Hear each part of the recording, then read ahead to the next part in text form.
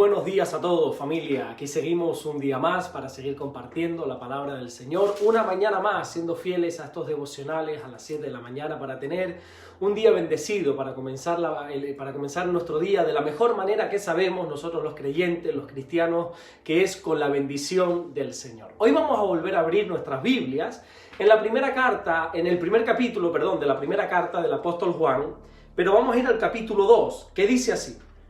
El primer versículo del capítulo 2. Hijitos míos, estas cosas os escribo para que no pequéis. Y si alguno hubiere pecado, abogado tenemos para con el Padre, a Jesucristo el justo. Ayer empezábamos este segundo capítulo de Juan, centrándonos en sus dos primeras palabras, esas palabras que dicen hijitos míos.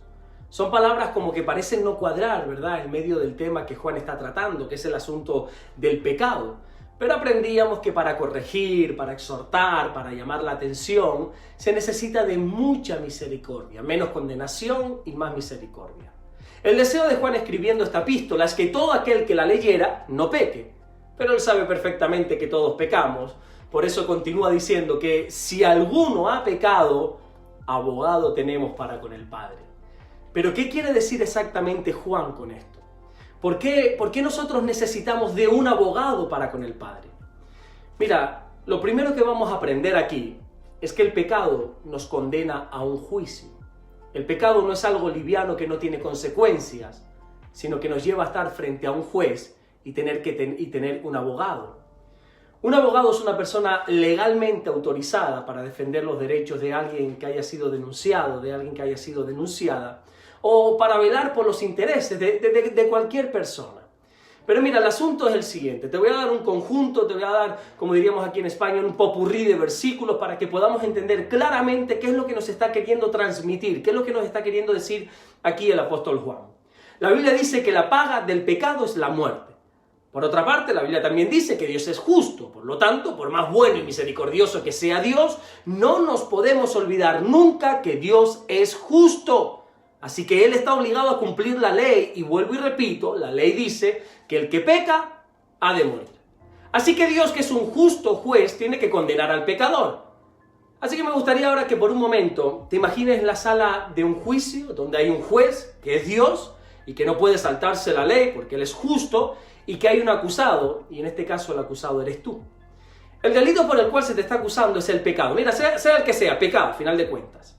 Pero vamos un poco más allá, porque este Dios que ya hemos visto que es justo, que no se va a saltar la ley por nada del mundo, por más bueno y misericordioso que sea, tiene otra cualidad aparte de la justicia, y es que es omnisciente, omnipotente y omnipresente.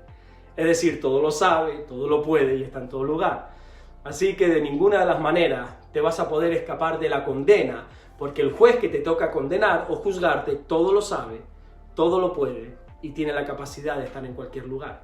Así que, como dirían mis amigos y mis hermanos los colombianos, este acusado que eres tú está fregado. Claro que ahí no termina el asunto, sino que el apóstol Juan mete a un tercer personaje en esta historia, y es un abogado defensor, y ese abogado es nada más y nada menos que nuestro Señor Jesucristo, como él dice, Jesucristo el justo.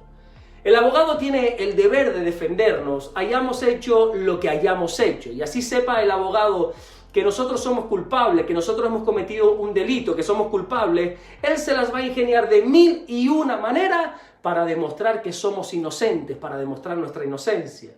Pero es que esto no es un juicio cualquiera, sino que tenemos a un juez delante de nosotros, que ese juez es justo, ya lo hemos visto, que no va a quebrantar la ley. Y por otra parte tenemos un abogado, que Juan lo presenta también como justo, Jesucristo el justo, es decir, tampoco va a quebrantar la ley, pero que aún así, sabiendo que nosotros somos culpables, Él se presta a defendernos. Y ahora la pregunta es, ¿cómo nos defiende Jesucristo el justo? ¿Cómo logra este abogado librarnos de una condena, en este caso la pena de muerte, que es inevitable, que tenemos que cumplir? ¿Cómo logra defendernos? Bueno, solo hay una manera. Él se levanta de su silla de abogado y se sienta en nuestra silla de acusado. Y entonces recibe el castigo que nosotros merecemos recibir. Esto es exactamente lo que sucedió en la cruz. La cruz en la que murió Jesús aquel fatídico día no era para Jesús. Esa cruz estaba preparada para otra persona, para otro hombre. Pero Él voluntariamente decidió ocupar ese lugar nuestro en la cruz. Claro que tú podrías decir ahora, no fue voluntariamente, sino que fueron los romanos quienes le crucificaron. Y tienes parte de razón, es cierto, fueron los romanos quienes le clavaron en aquella cruz. Fueron los romanos quienes le abofetearon, quienes le escupieron, fueron ellos quienes le humillaron, fueron ellos quienes les llevaron, al fin y al cabo, a la muerte. Pero la Biblia dice en el Evangelio de Juan, capítulo 10, versículo 18, que a Jesús nadie le quitó la vida, sino que Él mismo la puso voluntariamente. ¡Qué tremenda historia!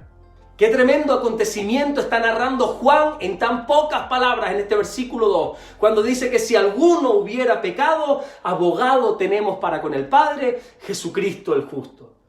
Hermano mío, esto es lo que se conoce como Evangelio. Estas son las buenas nuevas de salvación. A esto es a lo que se refiere Jesús cuando dijo ir por todo el mundo y predicar el Evangelio a toda criatura. Este es el Evangelio.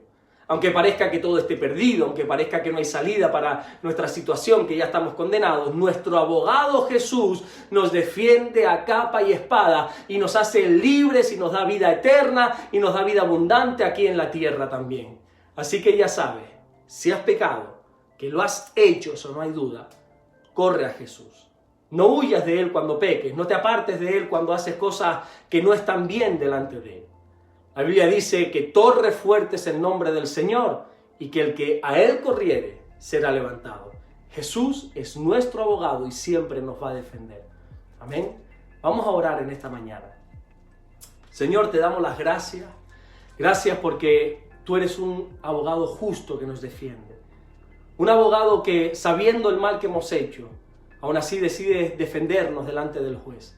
Y tú te levantas de tu silla de abogado, de tu silla justa, y te sientas en nuestra silla inmunda, en esta silla llena de maldición. Tú te hiciste maldición, dice la palabra, para que nosotros seamos bendición.